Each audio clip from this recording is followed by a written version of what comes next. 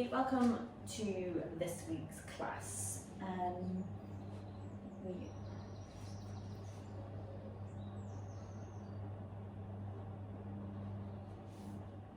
Hey, welcome to this week's class. We are going to get straight into it. So you're going to start feet hip width apart, just stand in, just relax. First, just have a little think about your feet, whether you are weighted evenly left to right. Just see if you can kind of level yourself up from the feet. And we're just going to take a minute just to breathe. So you're just going to take a big breath in and a big breath out. And we're going to do that once more. Breathe in and breathe out. And then we're going to start to roll down. So chin into your chest, roll yourself down. Let your arms hang, let your knees soften. Just hang at the bottom, take a breath. And then roll yourself up. Stacking your vertebrae as you go, roll your shoulders at the top. And then roll yourself down. And roll yourself back up. And then we're going to do side bend. And then a side bend. We're going to bring the feet together.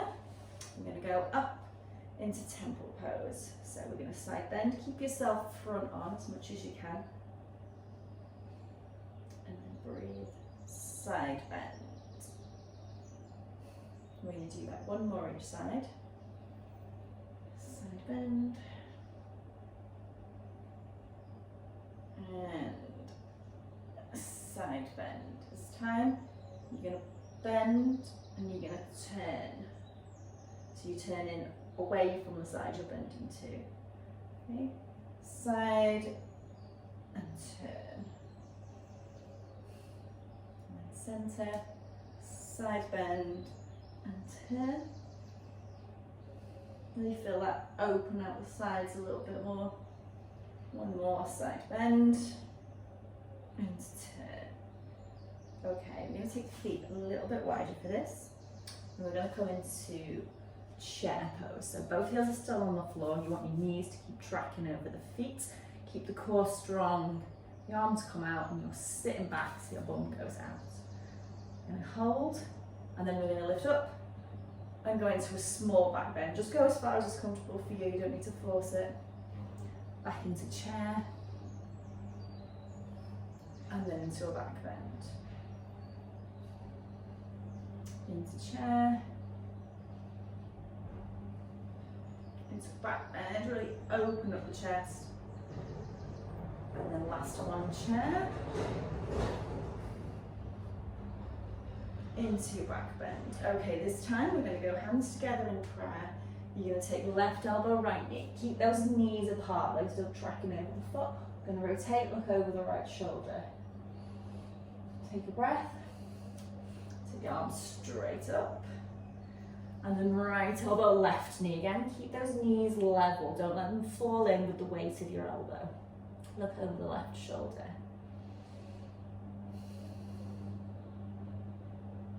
And then up. And then change sides again. Left elbow, right knee. Keep those knees out, look over the right shoulder. Really rotate from the rib cage. Take a breath. And then up. And then rotate.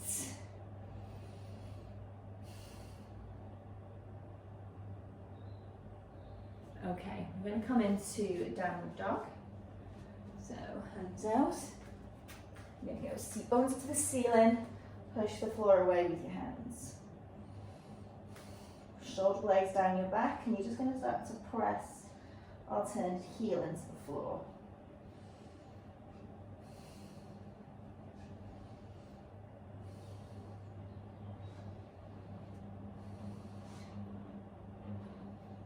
And then put the heels to the center.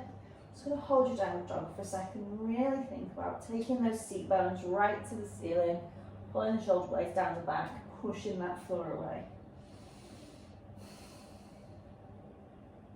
And then you're going to come to all fours into the cat.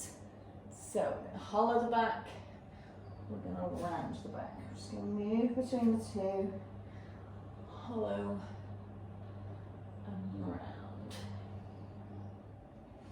So we're just going to eke out that spine. Just looking for any niggly bits, any bits where we might feel tension. Whether we're trying to be pulled left or right, so any areas that might need looking at. And then we're going to go arm up, open the right arm, follow it around with your head as much as you can, try and keep the hips square. So you're really using the rib cage to turn and the thoracic rotation to keep that good, rather than using the hips as well. Change side, left arm up. Again, keep the hips square, let it move from the spine and the rib cage. This is mobility that we want to keep for when we're riding, so that we're able to disassociate between seat and rib cage, particularly on lateral work and that sort of thing. So arm up. We need to be able to sometimes, in more advanced movements, keep our seat going forward and our rib cage going with, say, the flexion of the horse's head. So that's what we need to keep this working well for. Arm up.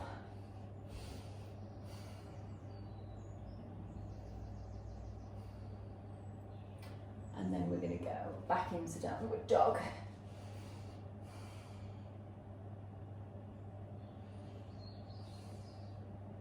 We're going to go right foot, right hand. You're going to keep the back knee up. You're going to stand yourself up to warrior one. So really lengthening the back foot leg, bending the front leg as much as you can, so the tailbone under. You can take the arms up. You're going to hold for a couple of breaths.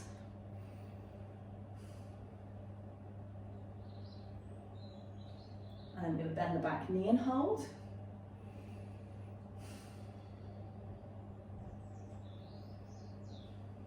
You're going to turn the back foot so it's facing the long side. We're going to come into warrior two.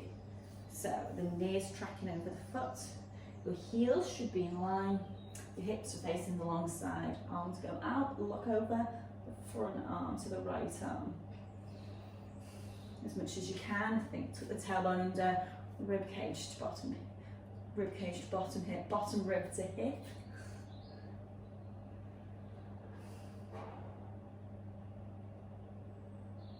And then you're going to push from this front leg back to standing on one leg. Ooh, really good, like that. Turn. Walk yourself back to downward dog. Both feet can go down now. Breathe, and then left foot, left hand. Okay, stand yourself up, send that back heel away, tuck the tailbone under, knees tracking over the foot. And then arms up. You press that back heel away, tuck that tailbone under, and we're just going to take a few breaths.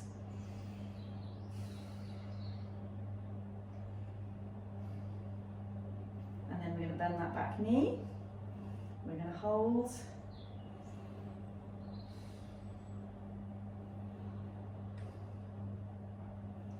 Turn the back foot into the long side, and the front knee more, come into warrior two. So we're still thinking tailbone under, bottom rib to hip, arms out. Really go into that front knee. Breathe. And then we're going to push back to that one leg. Hopefully I won't fall over this time, but no promises. Back to one leg. Bring yourself around. And then we're going to go back into downward dog.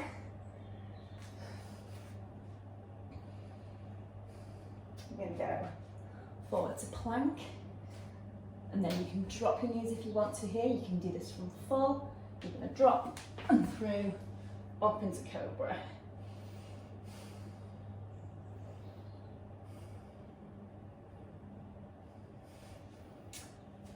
Back into downward dog. I'm going to walk the feet in a few steps. And then I'm going to walk the hands in to meet them and stand yourself up. Okay, we're going to do a little bit more balance and stability work. This time with less hip opening than what we've just done. So we're still working massively on hip stability, seat stability, and then we're adding in a little bit more body awareness for this. So we're going to go leg up. We're going to come forward to a Superman. As much as you can, you want to keep those hips level. Arms go out. And then come forward. Straighten the leg out into knife pose. Don't worry if it doesn't straighten or if it's not very high. That's not what this is about. It's about flow from one movement to another. So Superman. Tight core, level hips. Bring your leg through and forward. And then back to Superman.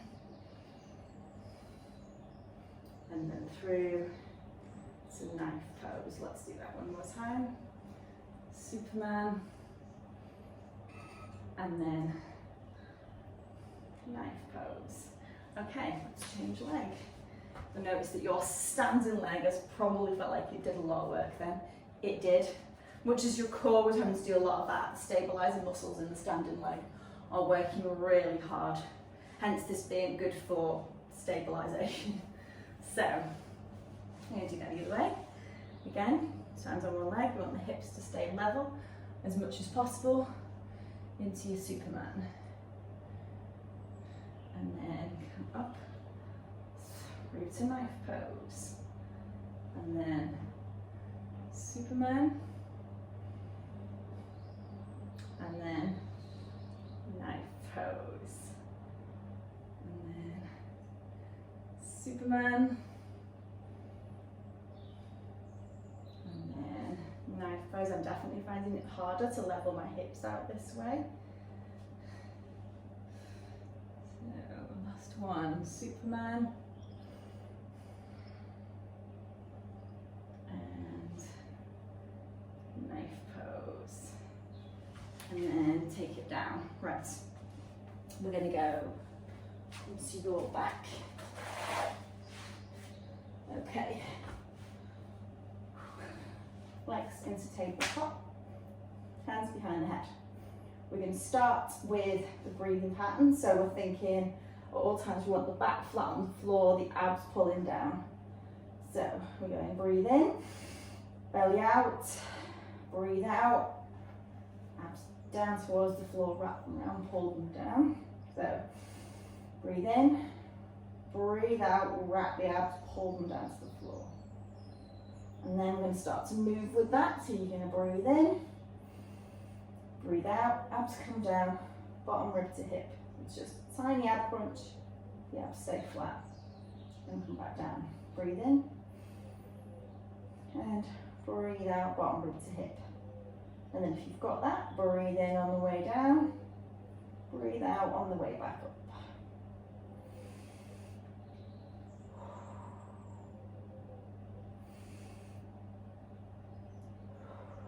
So you should really feel those abs pulling down, the back is staying flat. If you want to check, it does take a little hand towards it, as long as you can't fit a double decker bus in there, that's good.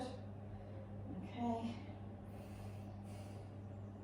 And then we're going to add in a leg. So, same thing again, breathe in, breathe out, slide one leg away.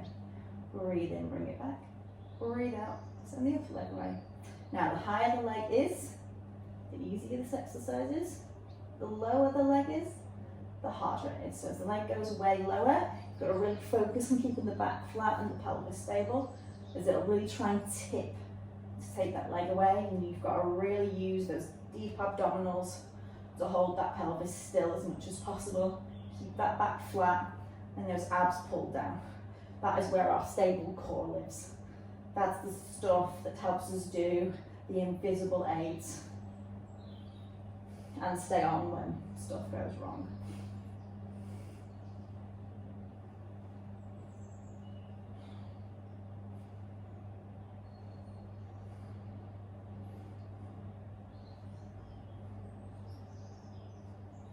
Okay.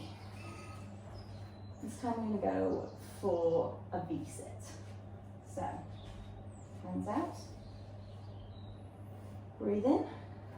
Breathe out, lift the no, breathe in first. Lift the shoulders. Breathe out and come up to bend knee. Back down as slow and controlled as you can. Breathe in, lift the shoulders. Breathe out, lift the legs. Roll yourself back down. If you want to stay with that, that's fine. If you're struggling, you can use an arm to help you. So lift up and come back down. Or you can give it a cheeky little bit of momentum in that. Bring your knees up, take hold of them and bring yourself up. And then control your descent. It's the same movement, it's just in reverse, and it'll help you to get the mechanism. Or if you are finding that okay, you can make it harder and make your legs straighter. So breathe in, breathe out, and then control your descent.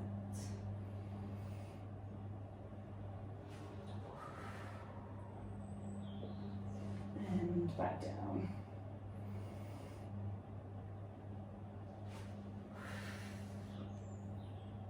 This makes my hamstring shake more than anything. But what I'm really getting is the deep core work here. This is about control work, breath work, deep core, all at the same time. And then of course moving limbs and coordination. And we're going to do a last one, so and let's hold it. And sit yourself up. Okay, we're going to come to wide leg seated position. If you need to, you can bend your knees slightly like this if it's not comfortable. I'm going to sit up tall.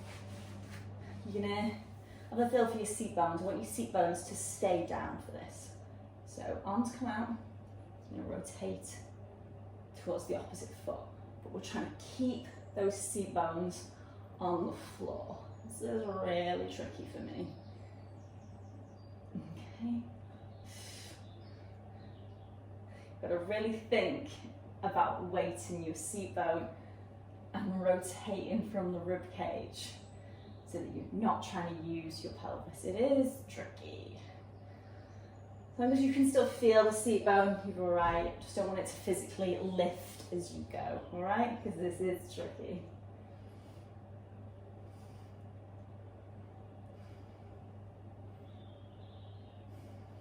And then, so we're trying to use our seat and rotate at the same time. You can tell my legs are starting to try and get involved as well, which again, if we were on a horse, would be giving slightly different aid than I might be intended. So if I'm aware of that I know that actually as I'm rotating, if my seat bone is lifting, and that actually then encourages my leg to move, that's something that I can be aware of when I'm giving aid on horse, that perhaps the aid I think I'm giving is not the aid I'm giving, or, you know, etc. Okay, just going to take feet together into cobble pose. So feet together, let your knees just drop out. I sort of have to walk myself back into this. Okay, we're just going to sit, let them drop out, and if you can, we're just going to put our elbows on the inside. Just gently push them out, don't force them, just let them gently feel the stretch on the inner thighs, which as riders you'll probably find are quite tight. We use them a lot. I mean, they generally are quite flexible. I find just from the very nature of riding, we have quite good inner thigh flexibility, but that doesn't mean that they don't need a little bit of release from the tension sometimes. So I don't necessarily want you to stretch them to increase their range of motion. You've probably got plenty. It's just to release the tension a little bit and just encourage them to relax. And then you're going to come cross-legged, okay? And then you're going to take your arms, you're going to cross left elbow over right, and then wrap your hands. This is called eagle arms. Okay, you're going to push them up as high as they'll go. You should feel that right across the back of your shoulders. And then you're going to bow forward. Just breathe. Lift yourself up and you feel that opening up the shoulders. And then back forward. That should take it potentially into the hips, the lower back. And then lift up. We're going to change sides, so right elbow on the inside for left. Swap the hands if you can. Swap the feet. And you might find this changes the stretch slightly for you. So we're going to do the same thing again. Arms up. And then forward. Just breathe. And then lift up. And you open up the back of those shoulders. And then forward.